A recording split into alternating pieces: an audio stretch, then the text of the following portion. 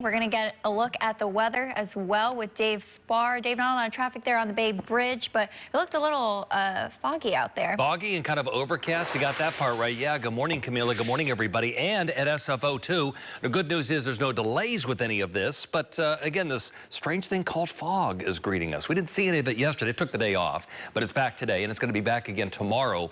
As we get it later into the week, we're going to get more of those onshore winds working in here, too. A cooling effect. Helps mix out some of this pollution, too, which is a good thing as well. So high pressure pretty much in place for today.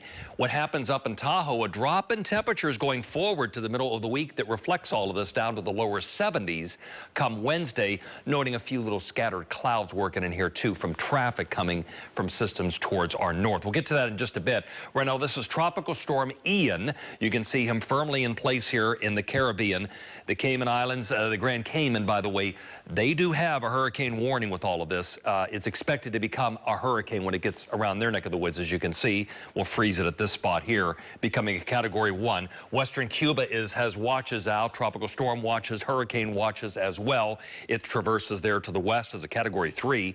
Now at this spot here, it's a Category 4 in the eastern Gulf of Mexico. Max winds at about 140. This is about Wednesday morning or very late Tuesday our time. This takes a look at several different models, the Hurricane Center, and they kind of combine them a bit. So this is the general consensus they're going with for right now. Panhandle, Florida, and it looks like a hit into southwestern Georgia as a Category 1 storm. There are some other models that make a further east turn right through Tampa, so we'll see when we get a little closer what happens. On the home front, here's the traffic I just mentioned.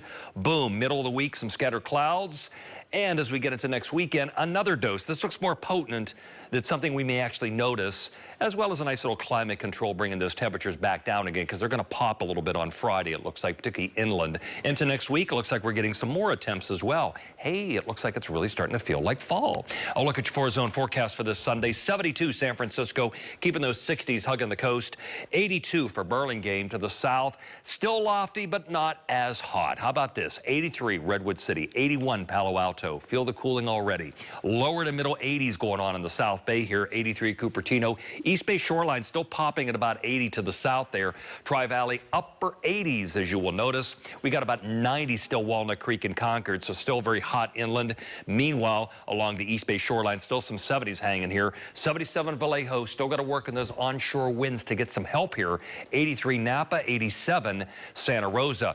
Here you have it in the 7-day forecast. Again, noting the traffic of some scattered clouds in and out, drop in temperatures, recovery as we get to around Friday or so, and then around 70s covering the Bay. Camila.